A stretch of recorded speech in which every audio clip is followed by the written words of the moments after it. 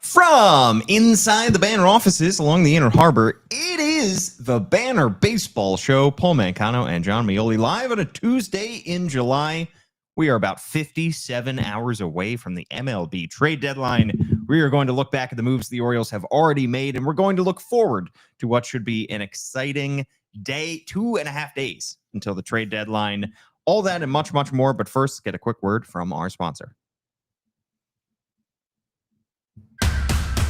For the 5th year in a row, Toyota is the best resale value brand according to Kelley Blue Book's KBB.com, including the 2025 Grand Highlander, best in resale value for midsize SUVs. Toyota, let's go places.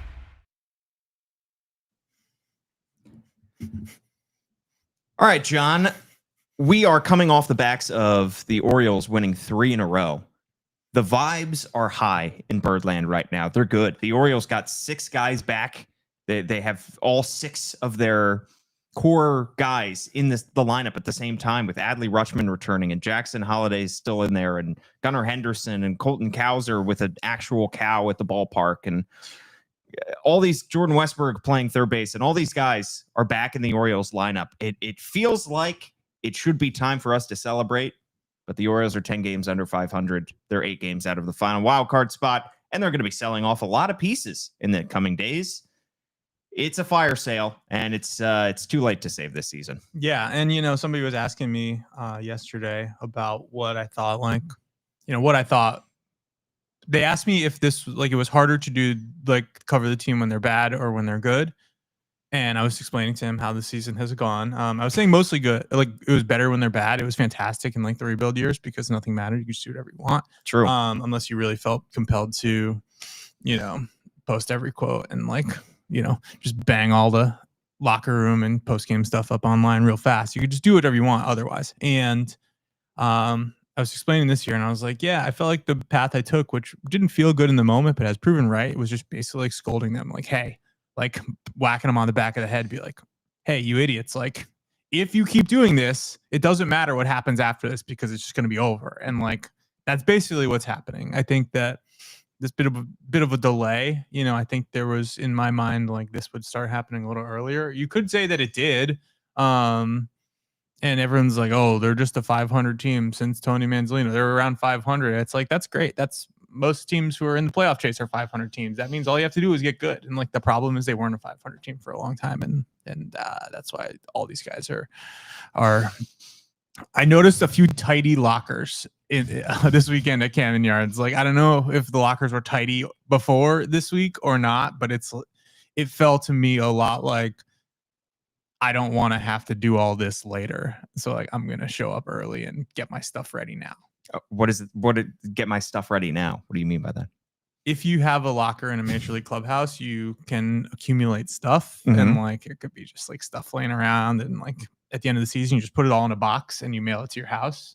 And if you get traded, all that stuff gets tossed in a box, not by you most of the time. Right. So I think for some guys, there was a sense, and they could also just be clean people in a clubhouse full of people with dirty lockers. But it felt to me like there was some it was like the teachers who toss on a movie the last week of school so they could start packing stuff up. Yeah, that's pretty depressing. But it is a reminder that this clubhouse, this roster is going to look massively different on Friday morning than it does right now. I don't think that the Orioles are going to be trading away any of the 6 guys that I mentioned that are considered foundational pieces on this team, despite what some on the outside may be speculating. This is not a complete teardown. Mike Elias has said it. It makes sense. They should not be tearing down. This should be the middle of a competitive window. They want to compete next year. But the way that this roster is constructed, they have a lot of pieces, ancillary pieces that are on expiring contracts, that are on contracts that have team options for next year, where they could start to deal these guys and not really feel the impact next season. We're talking Ryan O'Hearn. We're talking Cedric Mullins. We've already seen Gregory Soto traded. We're talking Seranthony Domínguez. We're talking Charlie Morton, Zach Eflin, Tomoyuki Sugano. We're going to talk about all these guys. Last week, we broke down the likelihood that all these guys will get traded. Now that we're about 2.5 days away, we can really hone in on what we think is possible. And at this point, we've already seen Brian Baker traded. We've seen Gregory Soto traded. So far, those two guys have netted the Orioles the 37th overall pick, which they used on Lil Slater DeBrun, who did sign with the Orioles for an overslot deal. They netted them Wellington Aracena and Cameron Foster, 2 minor league pitchers. John, let's break down that Gregory Soto deal, because I went live last week with Andy Kuska, beat reporter, and with Kyle Goon, columnist, when that deal went down, but I haven't gotten your thoughts yet on the value that the Orioles got for Gregory Soto. What'd you think of that deal? I thought it was a lot of them doing, and when I wrote, I think it was that day, like, how did the Orioles win the trade deadline? Like, how did they make the best of this crummy situation they're in? And it was stick to your strengths. Their strengths are identifying pitchers that they like. I don't think they've traded. I was trying to think of this recently. I don't think they've acquired a hitter in a trade since the Taran Vavra, Tyler Nevin for Michael Givens one. That feels like it's true. Other than cash considerations. Yes, cash considerations. But, yes. For like when they were trading players away, they basically have only gotten pitchers for the last, that's 5 years. Yeah. What about didn't they get AJ Graffinino? And that was in the Tommy Malone deal, which was, I think, that was in that same era. Oh, right. In that same window. Earlier that 2020 season. Yeah, since 2020 is the thing I would say. But yeah. So they love acquiring pitchers that they liked in the draft and are like a year into they like acquiring guys that fill up the zone and have multiple pitches they can throw for strikes, and they like big stuff and guys they can fix. And it seems like Cam Foster's got the funk that they like, and he also misses a ton of bats. I think that Wellington Aracena, looking at Andy pointed out that prospect savant page that he had, and it just checks so many boxes. There's the walks are high, but it's like a 1-1 whip because you can't hit him when he's in the zone. That's like the Chase McDermott style. Chase McDermott was somebody, and I think Cade Povich as well, is somebody who, when he throws the ball over the plate, they don't really hit it. Yeah. And that's why he should do it more. But you look at that page, and it was fastball, cutter, slider, curveball, changeup. And when they throw multiple breaking balls, the Orioles know that they can do a lot of different things and manipulate the baseball well. I would guarantee he's going to be throwing a splitter within a year, and because they all do. And I'm sure it will be good because they all end up good. So I thought it was interesting. It kind of exemplified to me that, if you want any of these guys and you can find the deal, they could have been had by now. I don't think they're being super precious about. I think the starters, you kind of have to get through this week. Cause I know there's only so many guys who can start a game for the Baltimore Orioles right now. So if they can make it, a lot of people are checking that box and now they are free to go. Yeah. But I think more broadly, there's an appetite to make the deals if they're there. Yeah, the Brian Baker trade was precipitated by the fact that the Orioles wanted to get that draft pick, so they had to make the move before draft day. Also, for a reminder for people asking for draft picks, which I somehow log into Twitter and I see people suggesting these fake moves that involve draft picks. You can't trade anything except for competitive balance round picks, and I don't even think you can trade them this early when you don't know where those draft picks are going to be. Yeah, I believe the order has to be set, but I'm not positive about that. We just never see it. Yeah. I feel like those are the types of things that happen later. Yeah. At least in the off season. Yeah. It just seems to have a little more idea of where they're going to be, but I'm pretty sure. I don't know that for sure. Let's find out. You can talk. I'll look it up. Sure. Maybe I won't actually. Well, then the timing of the Gregory.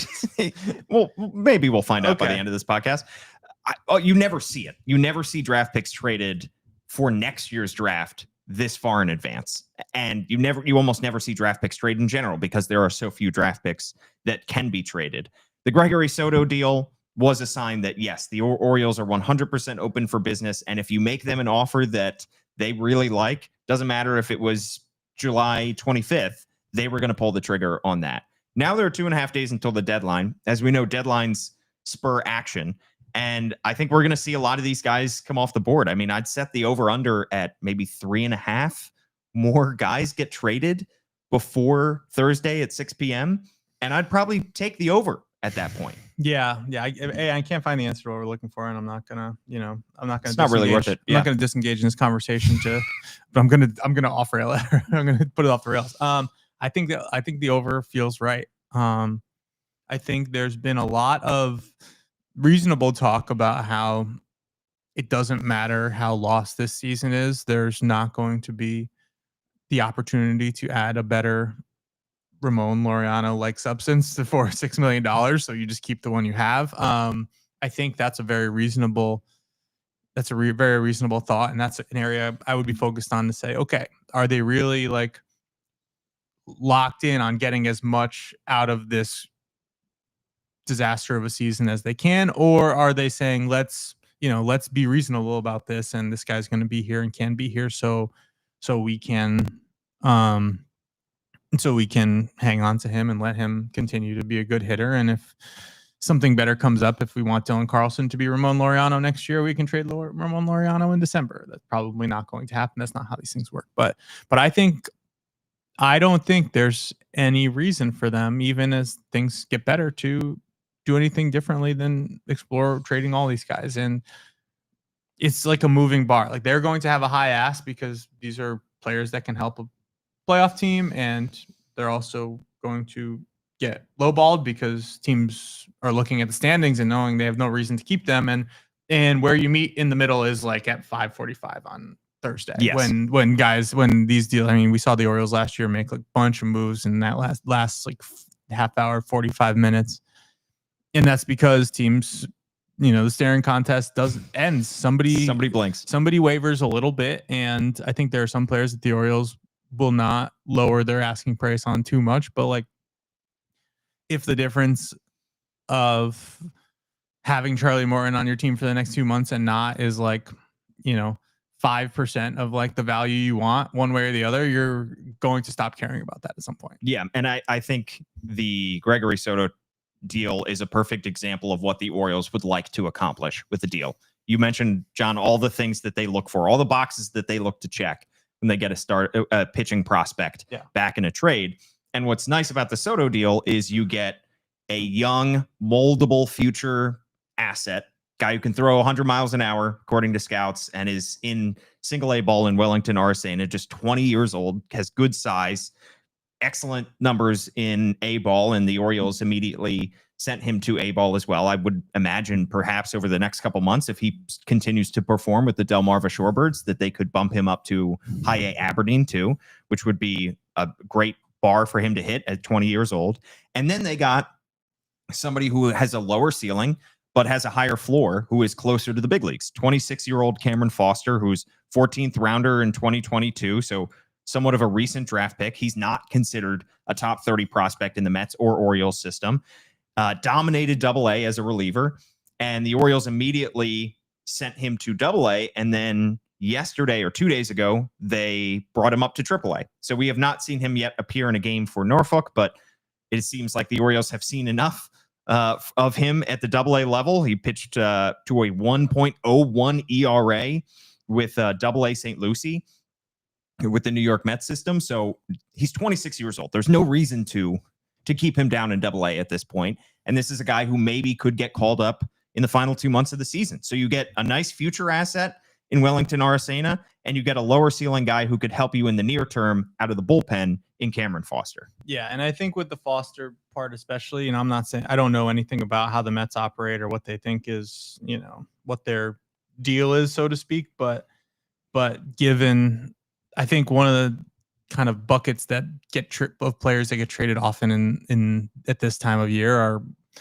fringy, like Rule 5 type guys. And I think Cameron Foster probably fits into that mold. If you have the season that he had in Double-A statistically, you are going to be in the mix for that. There is a non-zero chance that you'll get popped and somebody will, take you for nothing or other than the check they have to write. So putting him in a trade is not something you're like a team like the Mets would sweat as much. So I think I'm interested to see it. I think there's going to be a lot of opportunity in this Orioles bullpen, whether it's the rest of the season or the rest, through 2026, because it's a group that's very much in flux, but through trades and injuries, and just because bullpens are in flux in general.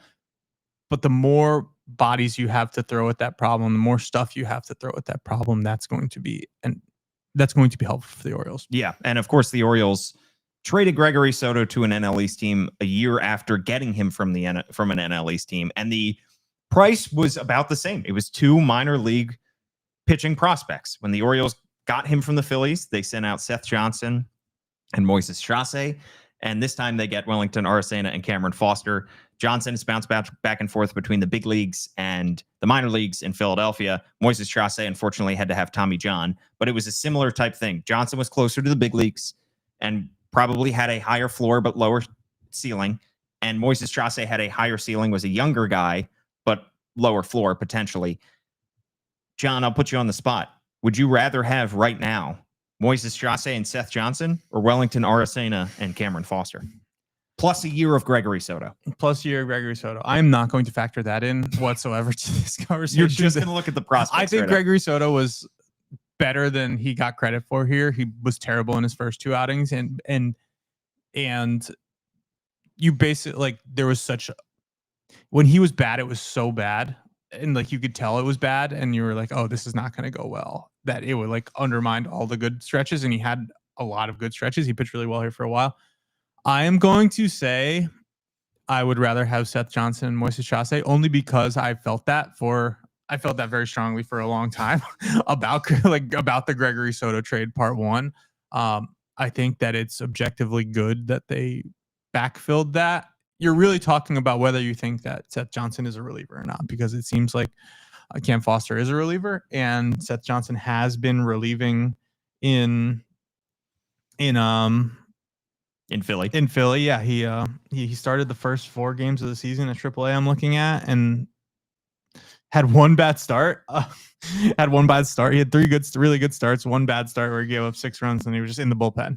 So, yeah. And his only exposure this year to the big leagues has been out of the bullpen: 8 appearances, 10 innings, and a 4.50 ERA. Yeah, and there are probably non-baseball reasons for that. You know, he was somebody who was on the roster already. This was going to be his 3rd option year, I believe. So you're not. I think a team like the Phillies is probably not going to be have a super long leash, especially given that they seem like they always need bullpen help, as most teams do. But it seems like they might not have, they might have just said, let's just do this now, which is a decision the Orioles could have made at some point. But when they traded him, he was a starter and he was pitching. He was really getting himself back into form in Bowie. Moises Strasser got added to the 40. He was probably going to be in the top 10 prospect mix had he not been traded for the Orioles. He was in the Phillies top 10. So I don't know that you're going to say that about any of these guys right now. And for that reason, I think it's objectively a better trade to acquire 2 like younger pitchers who could be on your team for 6 years than a short-term reliever. So I think this trade is better, but I would still rather have those guys from last year's trade. That's fair. You did have to, obviously, you're giving up less control of Gregory Soto now. You know, the Mets only get him for half a year. The Orioles got him for a year and a half. And his salary this past year was pretty cheap as well. It was like $5.4 million. So the Orioles had to pay a little bit of a premium to have a cheap left-handed reliever under control. Overall, though, would you say getting Aracena and Foster back, good value for Gregory Soto? Yeah. And I look at it the same way as I think of like the Brian Baker trade. Like, what is the % chance that, like, I guess you're doing like percentiles. Like, what's the % chance that Brian Baker can help you? Like, reasonably high. Like, what's the % chance that Brian Baker can be great ever? Pretty low. What is the chance that Slater DeBrun can help you? Decent-ish. Like, what's the chance he can be great? Like, higher than Brian Baker.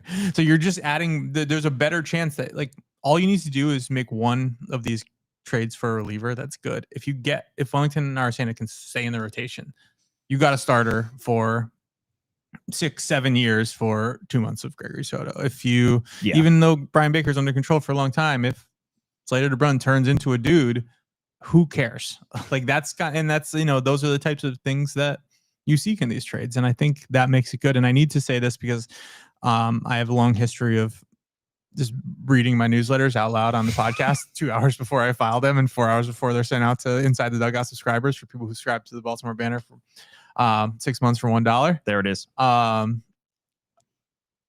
this is all like all the stuff we're talking about and getting guys back. And, it's going to be awesome because when Ryan Hearn's traded, Kobe Mayo's going to get to play and Ryan Mountcastle is going to come back. And if they trade Cedric Mullins, like this, maybe it's Beeves time. And like eventually Samuel Basayo is going to be here. And there's going to be all these awesome people who are getting tossed into the prospect rankings. And I'm going to be running around like an idiot trying to see them all. So I have a little bit of an idea what happens when they rank them. And all that stuff is awesome. And it's going to be really, really quick how the switch flips, even if this team keeps playing well, to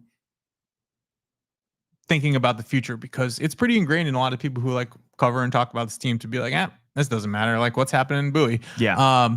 But this is all happening because of like a really bad season. This is all like the soil of this is like literal fertilizer. It's terrible. The reason that all these trades are happening, the reason that anything good could come of this is because of how bad things were. Yeah. And the manager got fired and this team played terrible baseball for like 2 months and they figured it out now, but it's too late. And all these things are nice. And it would be a lot nicer if they weren't happening. Yeah. It would be great if they weren't happening. And I basically wrote that newsletter for myself. It wasn't actual therapy homework, like the one about how it was driving me crazy, but like this was basically just a reminder to myself, like, yeah, this is all cool. And I know I'm going to do, I know I'm going to say, I know how I'm going to think about these things. Like it's going to be personally tough if like Cedric Mullins gets traded, not because like I have any great relationship. I don't have a bad relationship with Cedric Mullins. I don't, but like this has been somebody who I've written about and talked to and covered for like a decade. It's going to be weird and they're going to get good value back for him. And those players will be probably exciting and that will be the focus, but it is also objectively bad to be in a position to trade Cedric Mullins, to be in a position to do that stuff.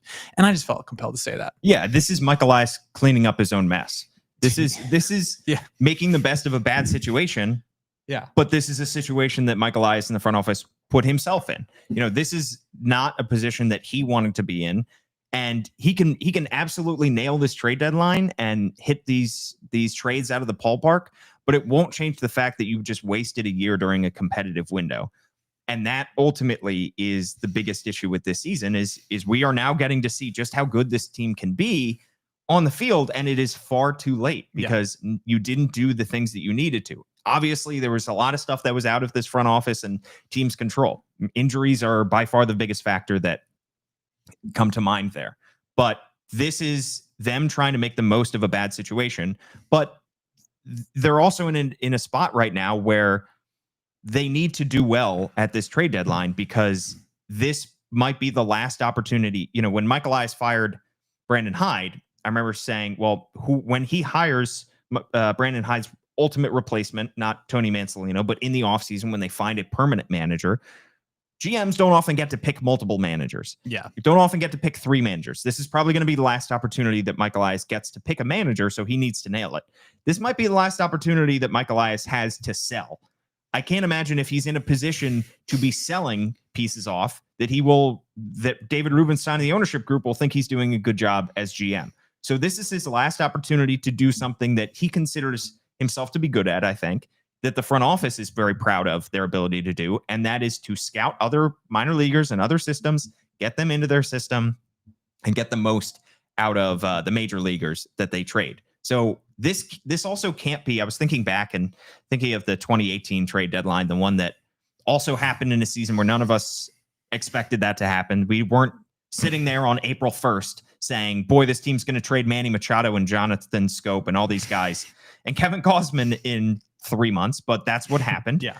And Dan Duquette had to make the most of a bad situation, a situation that he put himself in. And you look back at the deals that they made at that deadline, they traded away 5 guys, they got back 15. And we're sitting here in 2025, and there's only one member of all of those trades who is left, and it is Dean Kramer. My man.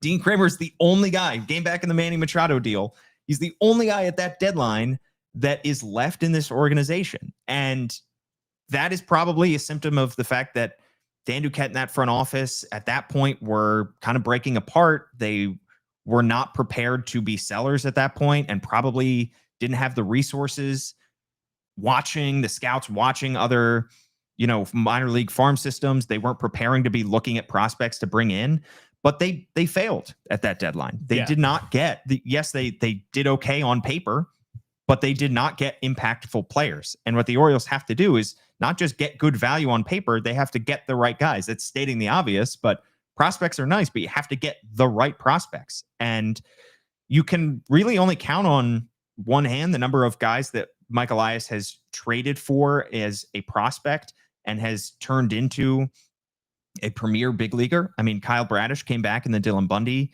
deal. Yennier Cano came back as sort of a prospect. He was like 27, 28. He was eligible, yeah. Yeah. Just not ranked in Baseball America because I was like, who's this guy walking a million guys? Yeah. So there really aren't that many guys that Mike Elias has. Look at the current roster. How many guys did Mike Elias get via trade as a prospect that is currently on the big league roster? Not a whole lot. Yeah, it would be Bradish, and he's not healthy. I think Seth Johnson probably counts because you got a year of Gregory Soto for that. I think you can put Cade Povich and Chase McDermott in weird maybe buckets still.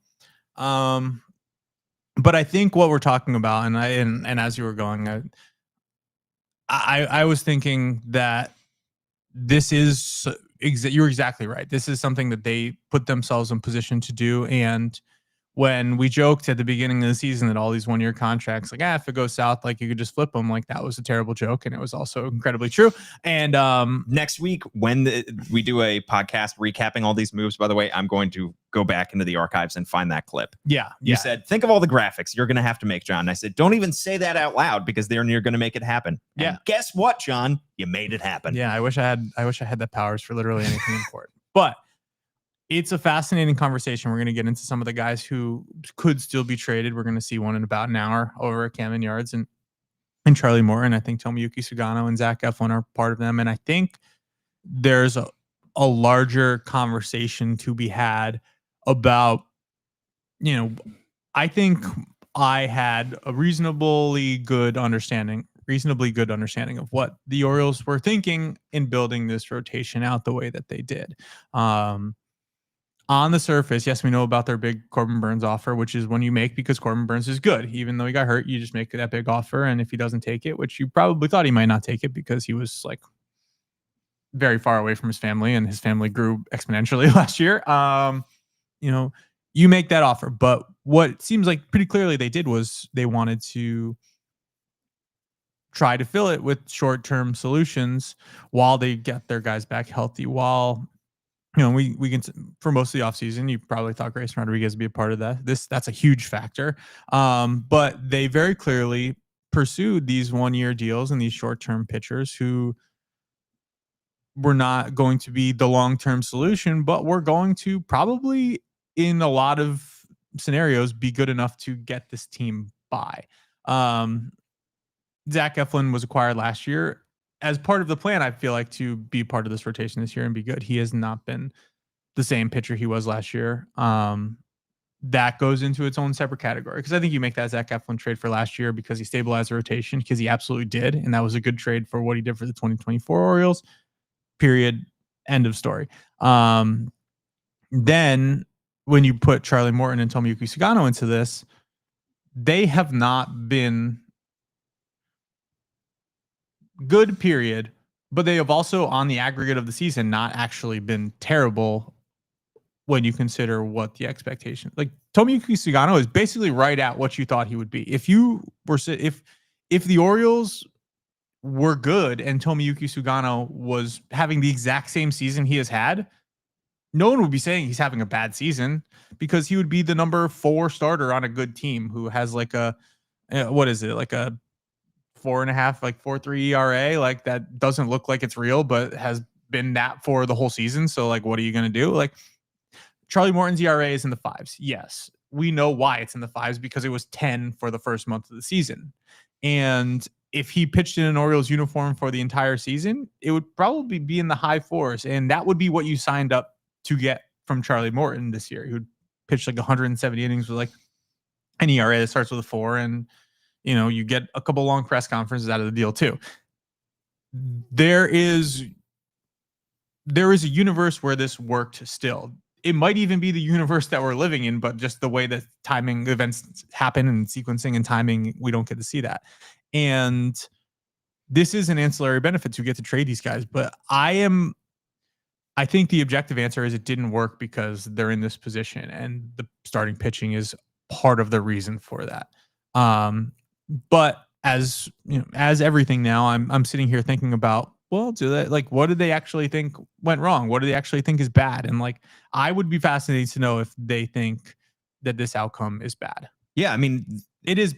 The outcome is bad. The process was the process good? Yeah. Or, well, I think we'll get an answer in a few months. I think we'll get an answer as to how Mike Elias approaches this offseason. I think that he needs to absolutely nail this offseason, and whether or not they learn the quote unquote lessons from this past year or not is going to have a large say over how they approach the offseason. But with the Charlie Morton signing, with the Tomoyuki Sugano signing, those are guys that signed for a combined less than $30 million.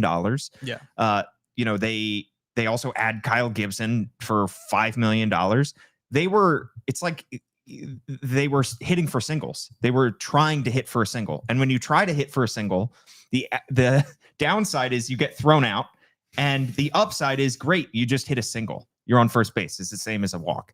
They did not take big swings. Yeah. And just trying to get by until the starting pitchers come back, your big horses like Grayson Rodriguez and Kyle Bradish, is not a strategy that you should be relying on. And we've seen it play out. The other thing is, I don't think they expected any of this to happen while being 19th in baseball in runs scored.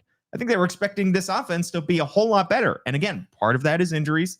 They lost Colton Cowser. They were without Gunnar Henderson for a few weeks. They missed Adley Rutschman. Ryan Mountcastle hasn't been in the lineup. All that stuff. Jordan Westberg. But still, this offense was supposed to be a lot better. And so they were projecting this offense to be top 10 offense in baseball. And you say, well, if you have that good of an offense, pitching won't really matter. Keep us afloat. And we'll get hot right at the right time in August and September. And I know they were thinking that because I talked myself into that too. And before the season, that's what I was saying. I could envision the plan very easily, and none of it has worked. Yeah. I mean, Mike Elias said it on one of his podcast tours. Our thought was we would have a really good offense, a really good bullpen, and a good enough starting rotation. And maybe you can say that once Perez was not part of the bullpen anymore, that it was really good. I think you could probably reasonably say that. I think there was a long stretch where when they had the opportunity to do what bullpens do and deliver a victory that a starter gave them to Felix Bautista and close that out, they did that pretty frequently. I mean, I don't know if the numbers actually bear that out, but I think that when you have a bunch of relievers who have like ERAs in like the low to mid threes, that's because more often than not they get the job done. Yeah. The offense, I don't know what I can't sit here and be like, yeah, like they are terrible. This is all bad. Like that's just objectively not true. These are all really good major league hitters who I think last night too, like everybody in the lineup, like their OPS is over 700. Like I'm not the Tyler O'Neill guy, but like we know, like I said, what's going to happen with Tyler O'Neill, and it has happened. He's going to continue to hit while he's healthy. That's just what he does. It's just really it's just incredibly unfortunate. Like you can say misfortune, like made it happen, but it's just overall unfortunate that like this team is in this position. But if we're going to bring back our favorite bit, the blame pile, like the starting rotation and the process to get to this point was a factor. You see teams that do well in the middle of the market all the time. And the middle of the market sometimes requires 2 or 3 year deals versus 1 year deals. And when you don't even want to do that, or you can't make that happen, I'm not going to say they don't want to do that, because I think they want to bring a lot of good pitchers here. And I think for a variety of reasons, they don't end up coming here. But if you don't do that, you are left with what the Orioles did. And that is part of the reason why they're in this position. Yeah. All right. Well, let's talk about what they can do now that they are in this position. My mind immediately, when the Gregory Soto deal went to Seranthony Domínguez, because he was his teammate in Philadelphia.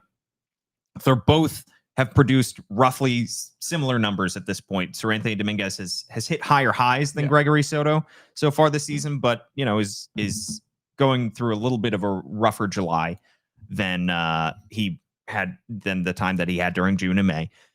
When you think of Seranthony Domínguez, Do you think that this is a guy that is 95% chance that he's going to be traded in the next 2.5 days? Yes. I think there's almost no chance he's here after the deadline. It would feel very strange to me. This is somebody who is the type of player that you trade in. He's just who you trade. If you have the opportunity to, you just do it. And it's no comment on him as a player or a person. Like, he's good. When he's good, he's good. And I'm looking up right now. 3.24 ERA in 41 and 2/3 innings pitched this season. Yeah, and I'm sure anybody who watched Philadelphia for a longer period of time than Orioles fans got to see will hear the sentence that's going to come out of my mouth and probably like recoil. But like, I'm looking right now at a pitcher who's made 17 appearances in the playoffs with a 1.02 ERA and a 0.962 WHIP. Like, that's what you're going to get.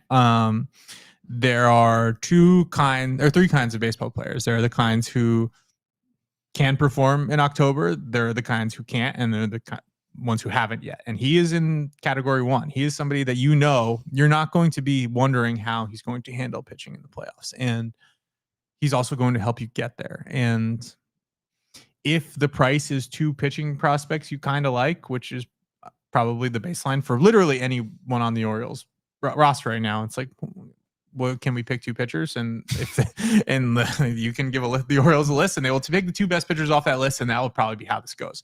But you just do that. You just do that 100 times out of 100, like not even 95 times out of 100. Yeah, and I wonder if they can sell him to Cincinnati in order to get a right-handed hitting outfielder by the name of Austin Hayes.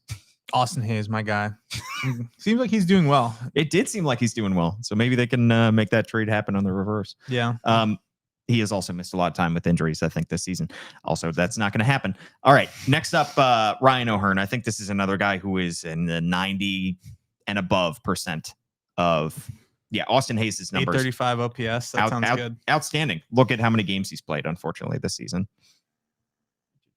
57. That's like half of the games that have been played. Yeah. And this is a Cincinnati Reds team, so over 500. Maybe they could use some bullpen help. I think Ryan O'Hearn is also very, very, very likely to get traded. And I think Ken Rosenthal this morning threw out the possibility he could go to the Milwaukee Brewers. I've heard the Astros thrown out as a possibility.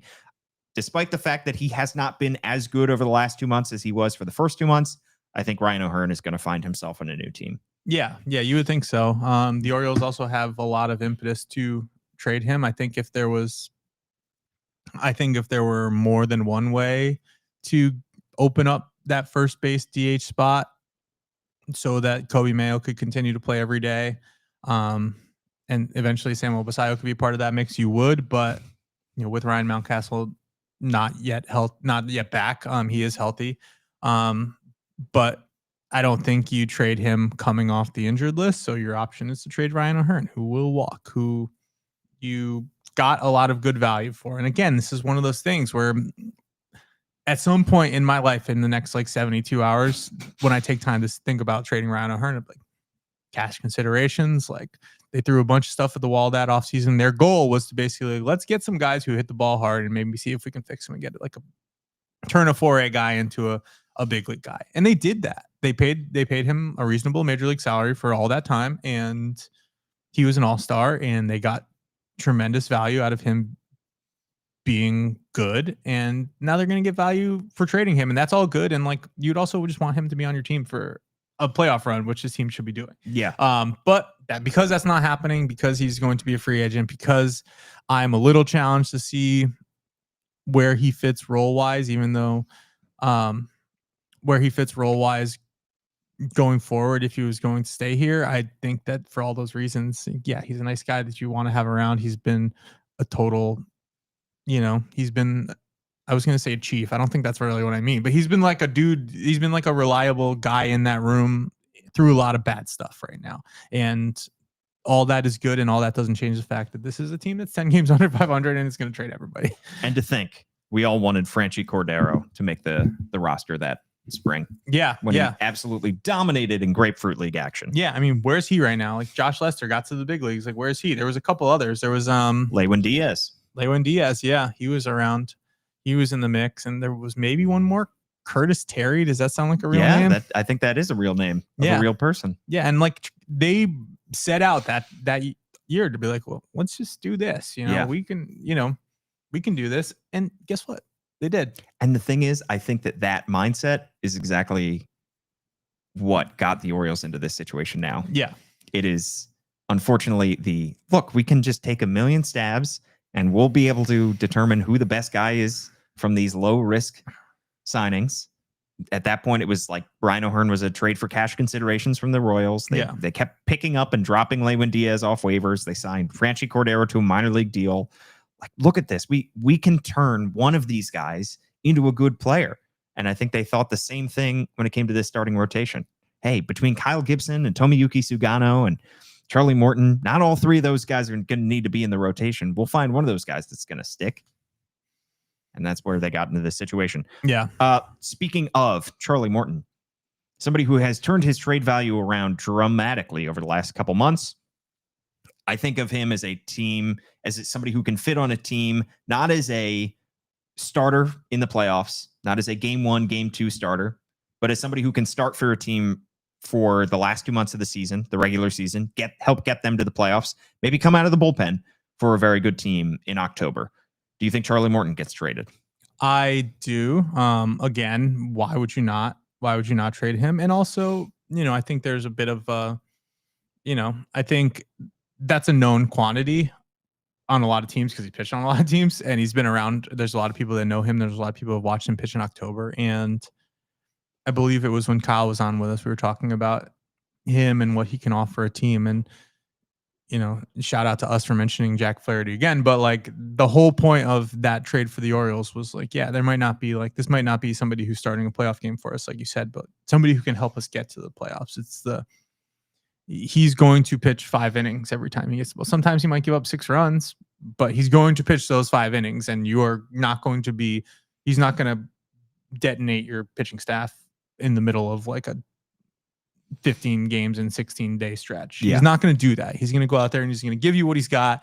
And more recently, you can say that more often than not, it's going to be good. And again, there's a postseason track record there that is meaningful. Teams are going to look at that and they're going to say, we can work with this. And I don't think the Orioles are going to, I think the Charlie Morton that has like a 3-some ERA since he came back from the bullpen is a different proposition than the guy who has like a 5-something overall. I'm not sure the Orioles can hold too high of a standard given what it is overall. A team's still going to have to explain that their starting pitching addition at the deadline is this guy with a 5 ERA who's 40-some years old. Like, but you can still get value for that. And it feels like something they have to do. Like, there's no point in not doing it. I don't see any team that has rotation needs that is acquiring pitchers at this deadline. Yeah. I don't think that they would be acquiring Charlie Morton, like I said, to start playoff games. I think that they would be looking at him as a short-term stopgap. And probably if they have rotation needs, they're probably acquiring Charlie Morton and somebody else. Yeah. They're getting the short-term starter with the low ceiling, and they're getting a guy who's closer to a number 1, number 2 starter. Yeah. I mean, if they have serious World Series aspirations. Charlie Morton and Zach Eflin together. If you think that Zach Eflin's healthy, there we go. That could really help a team. Yeah. All right. Next up, let's talk about somebody who would certainly draw, if this move were to be made, would draw some angst, some ire. But I think it's also one that a lot of people have been mentally preparing for a while, and that's Cedric Mullins. Problem is his numbers over the last couple months have not been very good. And coming into yesterday, he's hitting .217 with a .701 OPS. He's on a heater this week, though. He's certainly helping his value. Had a great game Saturday, an 18-0 win. Had a 3-run homer, great catch in center field. Followed that up yesterday, first game of their series, with another home run, another great catch in center field. He's flashing some vintage moments. I just don't know if this hot stretch is going to be enough to get another team to buy what he gives you for the final couple months of the season. Yeah, and I think this more than anything else, as I've said, this is a front office that traded Trey Mancini. Like there's no, there are no sacred cows here. They're just gonna do what's best for what they think is best for business. Except for the cow that was in the ballpark yesterday for Colton Cowser. Yeah, I mean, gosh, what in the world? What in the world is what I'll say to that. And I get it, and I know, and all right, all right. I think Tony Mansolino made a good point when he was talking about Cedric Mullins at some point over the last week that he was nails in the playoffs last year. Like he has again demonstrated that is not a stage for him. That is not a stage too big for him. I think you have a couple of things going for Cedric Mullins. You have the fact that when he gets hot, he typically is hot for a while, and you have that playoff stuff, and you know that you can play him all over the outfield. Maybe not right field. The arm's probably a little stretched there, but if you need to stick him in left and like bat him ninth on a good team, you can just do that. You can just do that, and you're not going to feel terrible about it because there's a chance that he does get hot and help you, and he's not going to kill you in the playoffs, and you just do that. Is what he's doing in the last week or so since the break enough to get the Orioles a return that they're comfortable trading a Cedric Mullins for? That is an open question to me, but I still feel like there's going to be more of a market because teams are having their meetings, there's scouts in there, there's analysts, and like the analysts are going to point to the fact he has like a 6-some OPS in the last like 3 months, and like every scout is gonna be like, I've always liked Cedric Mullins, because they all do. They watch him play and they see how he goes about his business, and they see him make really impressive catches in the outfield and see him play hard, and that is something that evaluators like. Who doesn't like watching Cedric Mullins play? And those people have voices and those people have opinions, and they're going to be able to use them, I think, to drum up a little more of a market than we would think. Yeah, I don't want to yet write the epitaph on his Orioles career until it happens, because he could be with this team for 2 more months.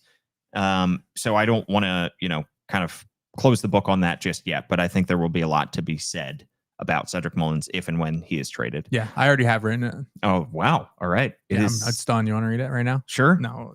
We'll read it out here on the podcast. All right, let's talk about Ramón Laureano. I'm not going to say don't trade him at all. However, my bar for a Ramón Laureano return would be very high, because he has been your best right-handed hitting outfielder this season. He's been arguably one of your best players this season. He would certainly garner votes right now if the season ended for most valuable Oriole. He might even win the thing. That's probably why you got to trade him. This is like destroy this year to history. Like, do we want to have record books, and do we want them to have Ramón Laureano as MVO in there, or do we just want to just like let's make an executive decision? I have heard one instance of the front office like really being annoyed at who won MVO. Really? Care to share? No. No, I will not share. But okay. It was but that would be funny if they were like, let's not make this so that like, let's not do this. Let's not have Ramón Laureano be the most valuable Oriole. Let's let Westy have a good 2 months and win it. Why don't we? Yeah, the most valuable Oriole cannot go to a member of another team. So Laureano would have to be on the roster in order to win it. Yeah. He's hitting 279. He's got a 142 OPS plus, 42% better than the average hitter in baseball. This is the best season of his career, except for perhaps the 2019 season when he was 24 years old and had an 860 OPS and hit 24 homers with Oakland. He's got that $6.5 million team option for next year. I just see that as such a valuable, cheap contract that if you want to trade Ramón Laureano, if you think Tyler O'Neill is going to be who you thought he was by the end of the year, if you think you can upgrade that outfield in other ways, fine, but make that move in a few months. Don't make that move now, because Ramón Laureano to me should be a member of the 2026 Orioles. And at $6.5 million, that is right up Michael Elias's alley of a guy who is going to outperform his contract. Yeah, absolutely. And we've seen in past years, even when it was like a club option for like Ryan O'Hearn for like $8 million this year, like they took it because like that's good value. That's good value for your money. I think you hit the nail on the head as to why they would do it if they were going to. I think first and foremost, there would have to be a really robust market for him. That was me using the word robust. Nicely done. There would have to be a really strong market for him, and they would have to get a lot more than they feel like he's worth. And at that point, you just have they're going to feel like they have to do it. And it's possible. There are so few sellers out there, and there are so few guys that fit Ramon Laureano's description out there that I think it's highly possible that a team does make you kind of a ridiculous offer. Yeah, and that's possible. I think they're also going to be. I'm not saying this because of the month that the week that he's having. We're really talking about a week or however long since the All-Star break, 10 days. But I'm not saying this because Tyler O'Neill has been good in these last 10 days. But how different is your view that Tyler O'Neill is a player who is supposed to be doing this and is worth $16 or so million a year than it was 8 months ago? Yeah. Now that you've lived the experience, it might be a little different. Like you might have heard about the Tyler O'Neill experience and now you get to live it and it's exactly as you heard it was. And you're like, maybe that was not something I particularly wanted to do. Maybe it is though. Maybe it's something that maybe they knew that if they were going to get 70 games from him, that some of them might be good, some of them might be bad, but it's going to look like this. And maybe next year it'll be 130 games.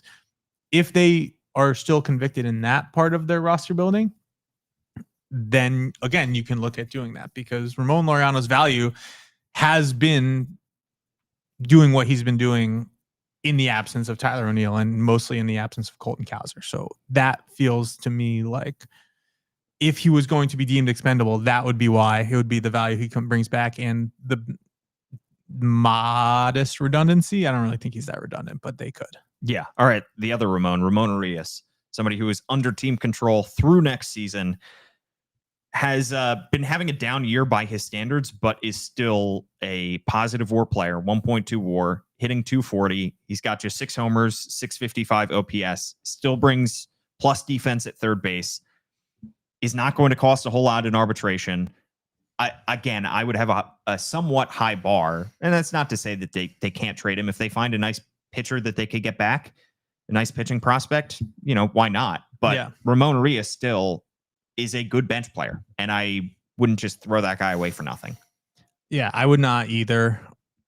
What happens with Ramon Arias, it seems like, is that teams kind of know that the Orioles can't hold them to this high bar because he's now in a position where he's not really going to play that much. If Coby Mayo is going to play, even if Ryan O'Hearn does get traded, with Ryan Mountcastle coming back, with Coby Mayo now an everyday-ish substance, with eventually Samuel Basayo taking some DH and first base reps, you imagine there's really just not a lot of place for him. So if the Orioles continue to value him as highly as they have, how is the team going to meet it when they're looking at the Orioles right now and they don't really have anywhere to play him, and they're not going to have anywhere to play him until the next inevitable injury? So it's a tricky situation.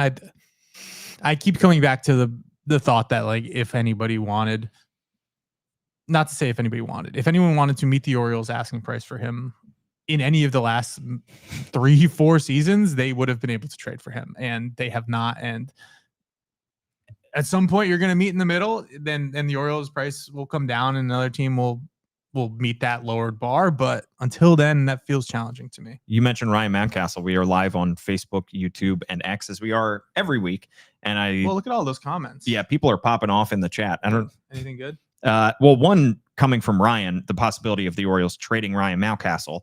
Mountcastle is currently on the 60-day injured list, and this is something that I've been thinking about now for a while. He is 28 years old. He's under team control through the 2026 season, not making a whole lot of money, just under $7 million this season. Probably not going to make much more next season. He was having, before he went on the injured list, a pretty disastrous season. 246 average, just 52 games, not hitting for power anymore, just 2 home runs. I don't think Mountcastle is tradable at this point. And 2, I think he is a likely non-tender candidate after this season, which is unfortunate to say. But you have Coby Mayo, who is starting to turn things around, is going to be cheaper, is younger. I just don't see a way that Ryan Mountcastle should be starting at first base over Coby Mayo next year. And that's sad for a team that already needs a lot of right-handed bats.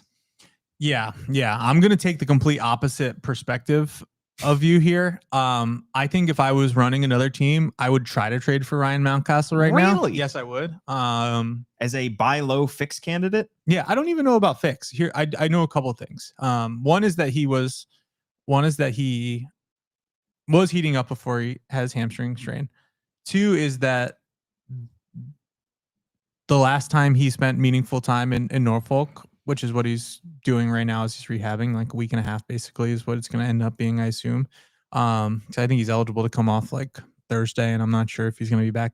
I don't know when he's going to be back, but when he came back from vertigo, he was like one of the best hitters in baseball for like a month. Yeah. Because he was like more engaged with, not to say that he's not engaged with like all the stuff that happens here, but like they do things a little differently in the minors in terms of like how they prepare for games. He's around all these guys, trying different things. You know, everyone's got different routines down there. These are all like, you know, babies of the Orioles hitting program who are doing this stuff, and he's around them, and he did some of them. And for like a month, 6 weeks, he like didn't chase nearly as much, and he hit the ball really, really hard. And that means a lot of good things for Ryan Mountcastle. So if you combine the fact that he was starting to kind of turn things around, he was absolutely trying to pull the ball over the new wall, and as a result was not doing anything good until there was a conversation with a reporter about that, and all of a sudden he started hitting the ball hard to the middle of the field. That was me. I did that. And to combine that with the fact that he's going to come back and hit well, I just kind of think that he would help a team. I don't know that the Orioles should do it or would do it, but if I was with another team, I would try to get him, because you can probably get him for less than you will be able to if he inevitably, which he will come back and have a really good last 2 months, and the price will be higher. Yeah. Okay. I just don't, those 2 months to me would have to be very good to tender him a contract. I don't know. Kobe Mayo's not going to be playing third base. Kobe Mayo's going to be playing first base. He hits from the same side as Ryan Mountcastle. You have Samuel Basallo, who's probably going to be up next year playing first base, DHing. I don't know. I have a hard time seeing room for both Mountcastle and Mayo on the roster. Yeah. It's probably true. It feels like too valuable. It feels like somebody will. There's like a handful of teams that always trade for the Ryan Mountcastle types around in like November. Yeah, I'm talking about the Rays. I'm talking about the Mariners. I'm talking about Cleveland. They all just trade these like 5 years of service time sluggers to each other and from each other, because there's just value there. Yeah. And I think putting one out into the, tossing one of those back into the water when you can, I don't know what I'm mixing analogies. I just don't think you would do that. Which is, if you're going to trade Ryan Mountcastle, if you wait 3 months. Yeah. Because I think a guy with 10 home runs is going to be more valuable than a guy with 2 home runs. Incredibly, yes. All right. Runs. We've gone a lot without mentioning our final 2 pitchers here. Zach Eflin, Tomoyuki Sugano. Both of these guys have had significant struggles this year. One guy has had a lot of issues with injury. That is Zach Eflin. One guy has seen his season go from a nice rookie year in the big leagues at 35 years old into a bit of a nightmare over the last couple months. That's Tomoyuki Sugano. Is either of these guys tradable at this point? I think Zach Eflin absolutely is. Again, somebody who's been a reliable pitcher for a long time. I think the health is just truly something another team is going to have to feel confident in, but it's also 2 months. It's going to be a rental. It's not going to be the most ridiculous ask, I don't think. Tomoyuki Sugano, I always come back to the idea that like this was the team that wanted him the most in free agency. I'm not saying that the Orioles were the only bidder in that. I don't know that to be true. I just know that this is the type of profile that's not for everybody. And when that's the case, how are you going to drum up that value? Would it surprise me if Sugano did not get traded? No. Are the Orioles? Will that happen because the Orioles are trying to hold on to him? Probably not. I think that he's going to be an interesting test case of like, are we really going to trade everyone for the sake of doing so versus are we going to hold out our value? And if, we still need somebody to pitch in a rotation who's not a child or somebody who's like with a scar on his elbow. Like we need somebody who's not one of those two things, or Gene Kramer, to pitch in our rotation. And if we don't get the offer we want, I'm using we as the Orioles. I don't work for the Orioles. I've just continued to use we. If they don't get the offer they want, they probably would not. Yeah. But I would say that, I'm looking right now, just like Sugano's like monthly stuff. scrolled past it now. He's been hit a lot harder in June and July, and like there have been good starts in there. I think that's what I would say. There have been good starts in there in that stretch. 6 innings, 1 earned run against the Rockies over the weekend. Yeah, that's probably the one I'm talking about. It feels like it shouldn't be. It feels like, even though statistics say that it should be worse than it is, it feels like it's like where it should be right now. Like like I said, if you said that he was going to have like the season overall that he's having, everyone would probably say like, cool. And then that's all I would think about. And now it's because everything, I feel like he's getting dragged down by the circumstances a little bit. Yeah. And for Eflin, somebody who has a 6 ERA roughly, but I think has more value around the league than Sugano. Yeah. Yeah, I would say so. But injury, the shoulder, lat, back, stuff is just that's a stay away from me. But I'm not trying to make the playoffs. I'm not a GM. I don't have to make that decision. All right. Well, we are going to see who goes off the board. We're going to try to go live when stuff happens. But if not, we will have a trade deadline show on Thursday, going live around 5:45.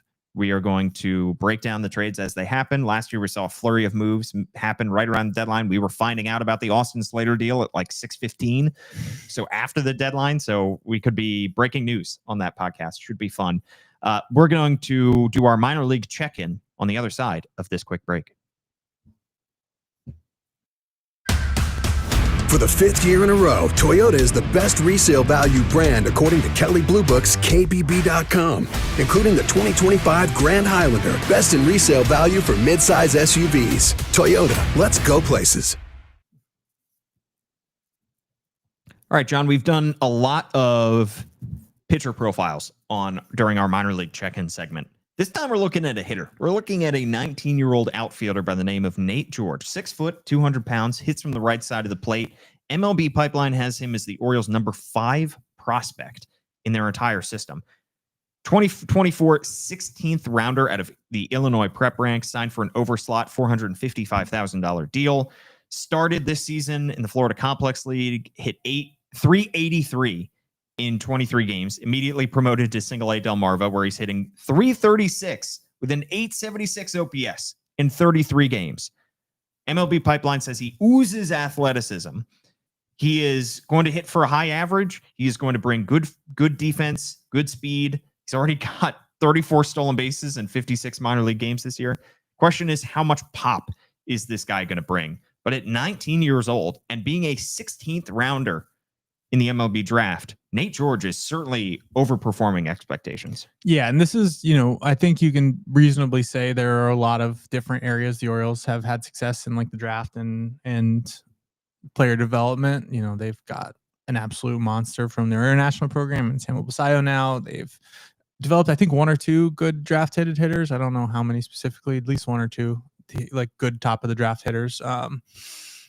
And they're in the process of making the pitching stuff work, but like where there's definitely a gap on the resume is like, let's just draft this like random like athletic guy and have him like, let's just like have the lottery ticket hit. And that's what this feels like. Andy did a great story about how they kind of found him and how they stayed on him and how they signed him.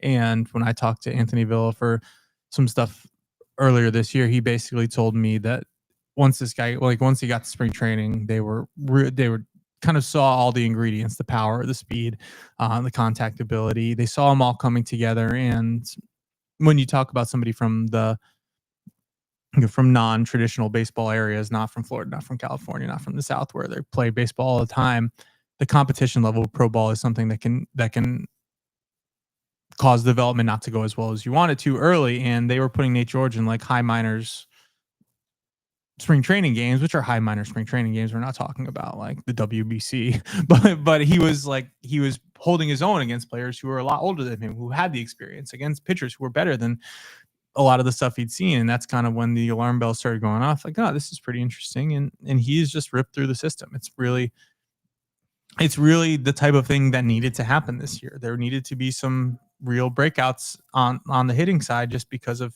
last year's trades, because on, the AAA trades and the lower trades. And there needed to be some breakouts because it's been a little slower going on, especially the top of that 2024 draft. This needed to happen, and for the Orioles to have it, it's just another piece of value that they've derived from who knows what. Yeah. All right. Well, that just about does it for our Banner Baseball show today. As I mentioned, we'll have another show Thursday, right around that trade deadline. So stay tuned for that anywhere that you get your podcasts, Spotify, Apple Podcasts. Write us a 5-star review, and I will read it out here on the show. And you can tune in live as well on YouTube, X, and Facebook. If you don't do so already, subscribe to the Baltimore Banner, $1 for 6 months to read all of John Meoli's great work, Danielle Allentuck, Kyle Goon, and Andy Kuska, some of whom may be joining us on Thursday. In the meantime, I'm going to do my best in the next week before our next podcast next week. So I can't say before the trade deadline, to watch a Fast and Furious movie. Perhaps the first one. The first one's great. I recommend them all. Okay. Some of them less so. Some of them I don't remember at all, but I just know I enjoyed watching them. I am going to not make promises, but I'm going to try my best, John. And then I'll have a review for you. That sounds fantastic. I can't wait. Thanks so much for tuning in for John